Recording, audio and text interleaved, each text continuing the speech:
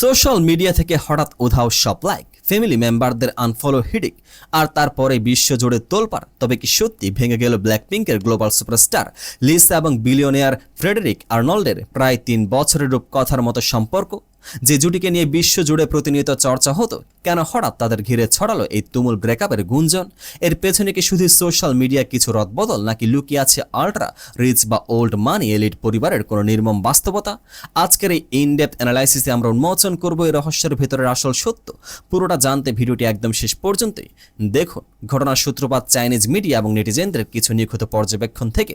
2023 সালে জুলাই থেকে লিসা এবং লুই ভিটনরের মূল প্রতিষ্ঠান LVMH এর তরুণ কর্তা ফ্রেডেরিক আর্নল্ডের ডেটিংয়ের খবর নিয়ে আলোচনা চলছে।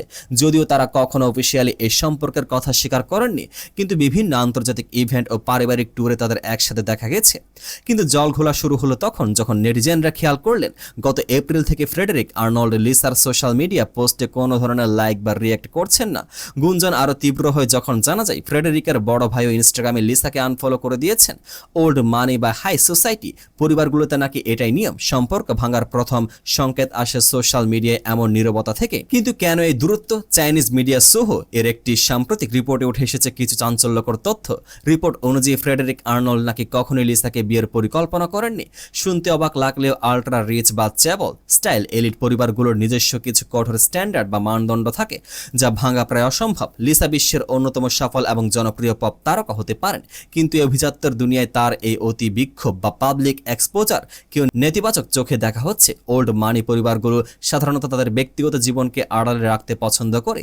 লিসার জাতিগত ব্যাকগ্রাউন্ড হলিউড বা ইউরোপীয় এলিট সার্কেলে পারিবারিক কানেকশনের অভাব এবং অতীতে তার কিছু পারফরমেন্স নিয়ে তৈরি হওয়া বিতর্ক নাকি এই প্রভাবশালী ব্যবসায়ীর পরিবারের কর্পোরেট ইমেজের জন্য ঝুঁকিপূর্ণ মনে করা হচ্ছে।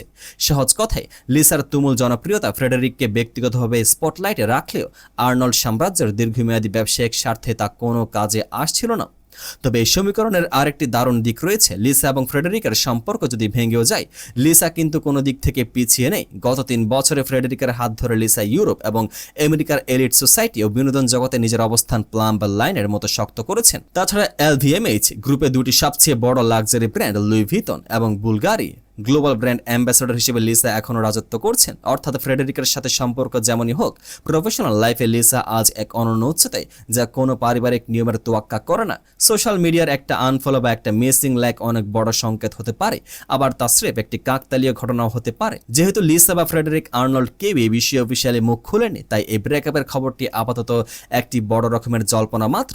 আপনার কি মনে হয় এলিট পরিবারে এই কঠিন নিয়মের কারণে কি তাদের দূরত্ব তৈরি হলো, নাকি পর্দার আড়ালে গল্পটা অন্য কিছু? আপনার মতামত কমেন্ট বক্সে অবশ্যই জানান।